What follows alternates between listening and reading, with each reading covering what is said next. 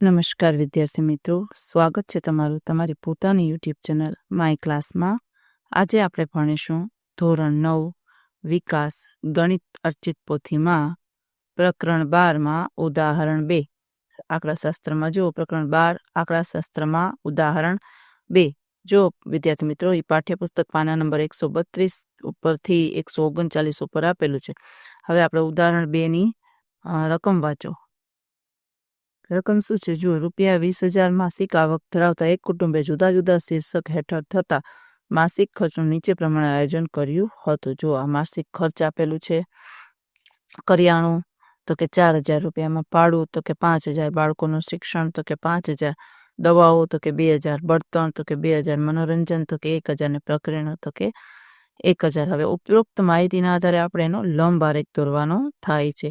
જો વિદ્યાર્થી મિત્રો, તમે જોઈ શકો છો, એક્સ અક્ષ અને વાય અક્ષ આપણે દોરી અને આલેખ આ રીતે દોરવાના થાય છે. જો આ રીતે આલેખ તમારે દોરવાના થાય છે. જોઈ શકો છો, ખર્ચ છે એ વાય અક્ષ ઉપર ખર્ચ ₹1,000 આપેલું છે. 1,000, 2,000, 3,000 એવી રીતે તમારે 7,000 સુધી લખવાનું છે.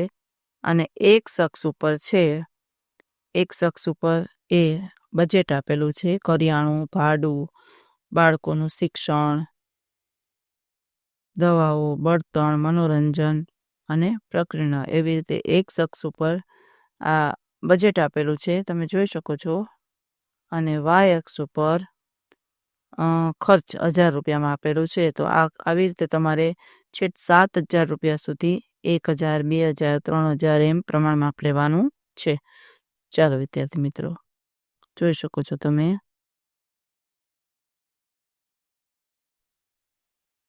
પછી જો બીજું કોષ્ટક, નીચેના કોષ્ટકમાં આપેલ માહિતી રજૂઆત સ્તંભ આલેખ દ્વારા આપણે કરવાની છે. જો વજન આપેલું છે વિદ્યાર્થીઓનું અને વિદ્યાર્થીઓની સંખ્યા આપેલી છે. 30.5 થી 35.5 એવા 9 વિદ્યાર્થીઓ છે. 35.5 થી 40.5 એવા 6 વિદ્યાર્થીઓ છે. 40.5 થી 45.5 એવા 15 વિદ્યાર્થીઓ છે. 45.5 થી 50.5 એવા 3 વિદ્યાર્થીઓ છે. 50.5 થી 55.5 એવો એક વિદ્યાર્થી છે. અને 55.5 થી 60.5 એવા 2 છે.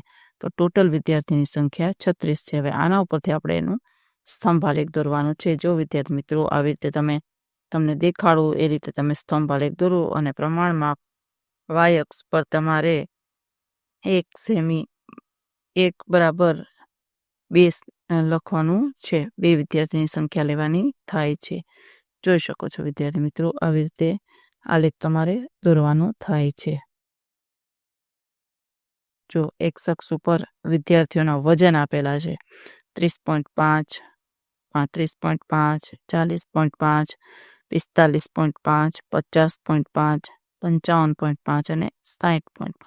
અને આ રીતે તમારે આલેખ દોરવાનું થાય છે. હવે પ્રમાણમાં 0, 2, 4, 6, 8, 10, 12, 14, 16 એવી રીતે તમારે વિદ્યાર્થીઓની સંખ્યા લેવાની થાય છે. જો વિદ્યાર્થી મિત્રો, આપેલું છે, જોઈ શકો છો.